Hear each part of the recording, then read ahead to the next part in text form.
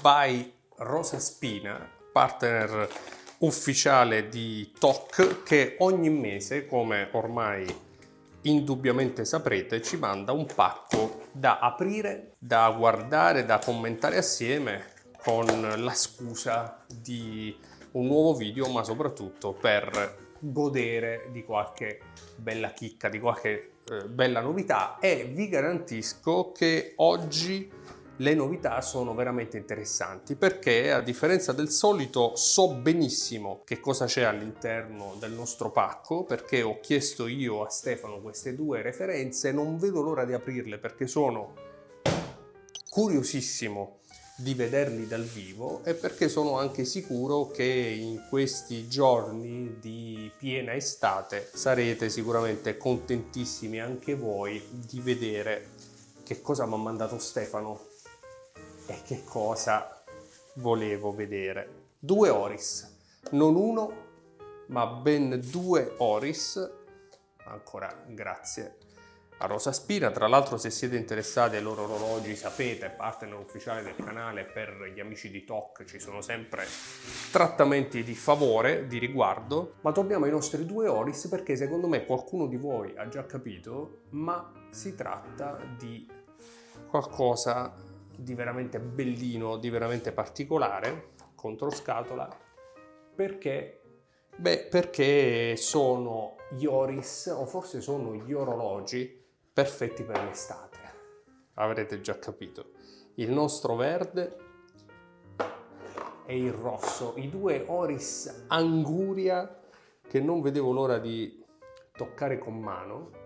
Cioè, cosa ci può mai essere di più perfetto per l'estate? L'unica sarebbe che andrebbero indossati assieme, magari pure allo stesso polso, per celebrare, insomma, il caldo di questi mesi. Sono veramente simpatici, simpaticissimi, veramente, veramente tanto. Adesso li andiamo a guardare più nel dettaglio. Ora, in tutta onestà, non credo si chiamano Oris Anguria, sebbene i colori, e soprattutto con la coppia, siano esattamente quelli di una bella Anguria, poi soprattutto qui al sud con il sole e con il mare, insomma.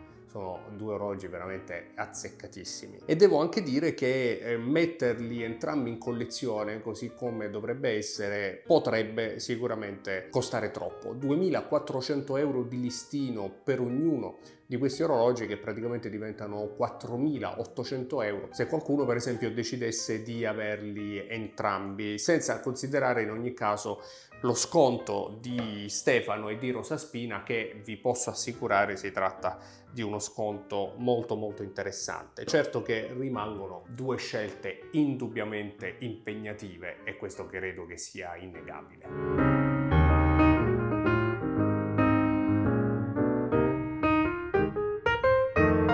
Al loro interno tuttavia non c'è naturalmente il calibro di manifattura Oris, perché avrebbe un costo praticamente del doppio, ma c'è il solito sellita su cui si basa l'architettura di molti orologi Oris, sebbene sia personalizzato. Vediamo se riesco ad inquadrarvelo meglio, quantomeno nel rotore. Poca roba, un fondello zaffiro che poteva tranquillamente essere chiuso e nascondere un calibro, per quanto ben fatto, affidabile, in ogni caso un calibro che non ha nulla da mostrare secondo il mio punto di vista. Certo che degli orologi di questo tipo in ogni caso sono per me perfettamente posizionati da un punto di vista del listino, con un calibro certamente non prestigioso, ma uno Swiss made che tutti conoscete, di ottima fattura, affidabile, preciso, e che naturalmente tiene conto anche di quello che è l'orologio in sé, no? Della qualità di questo Oris Aquis.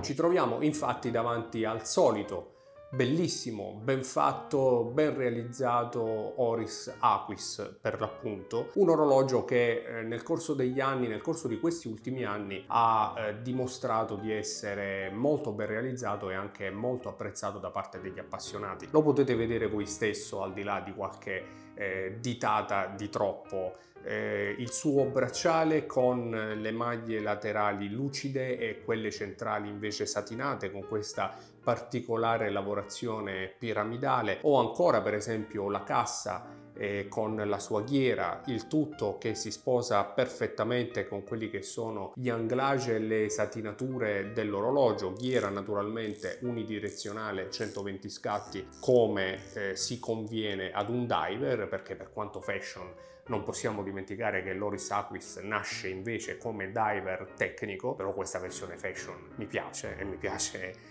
parecchio.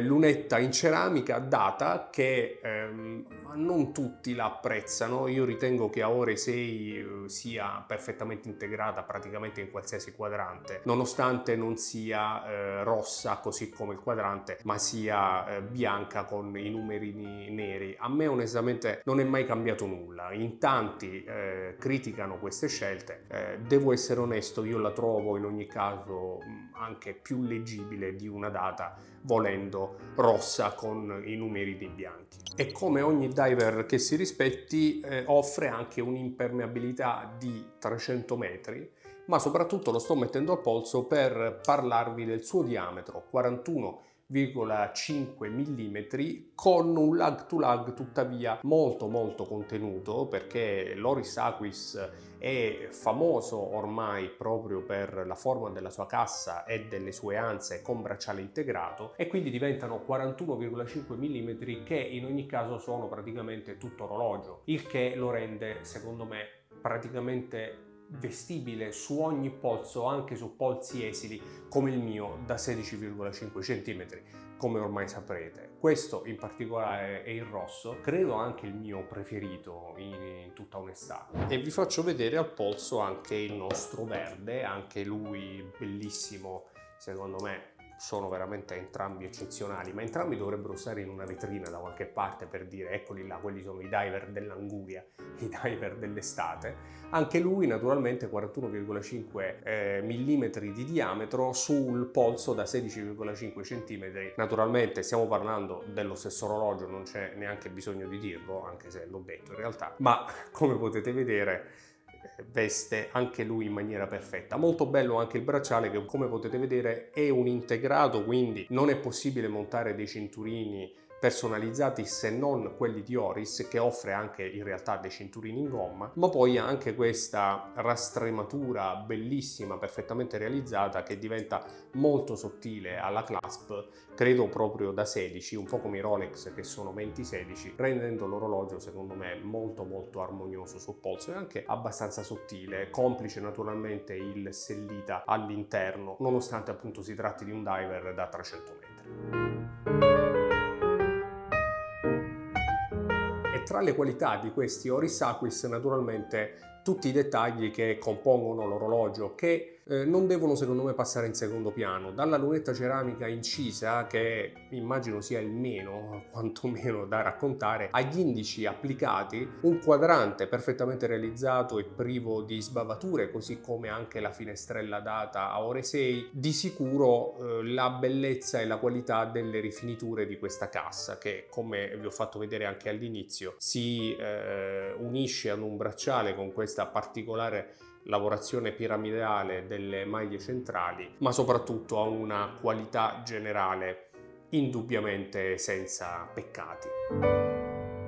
E poi non so se lo sapete, ma oltre ai 3 fori per la microregolazione del bracciale all'interno della clasp, c'è anche una sorta di Easy Link a scatto che consente di allungare il bracciale di circa 0,7 mm, una cosa del genere, e permette di farlo in maniera veloce ed immediata nel caso in cui per esempio vi si ingrandisse il polso proprio a causa del caldo, o magari se voleste stringerlo in particolari condizioni. Comunque una trovata introdotta credo per la prima volta da Rolex, che secondo me è molto intelligente, molto comoda, e sui miei orologi la uso davvero molto spesso. Insomma, 2.400 euro o 4.800 euro al netto di eventuali sconti per i due orologi per me perfetti per l'estate. Credo che non ci sia nulla di più perfetto quest'anno come questi due Oris Aquis, e naturalmente vorrei sapere che cosa ne pensate. So che la loro presentazione sui social è stata molto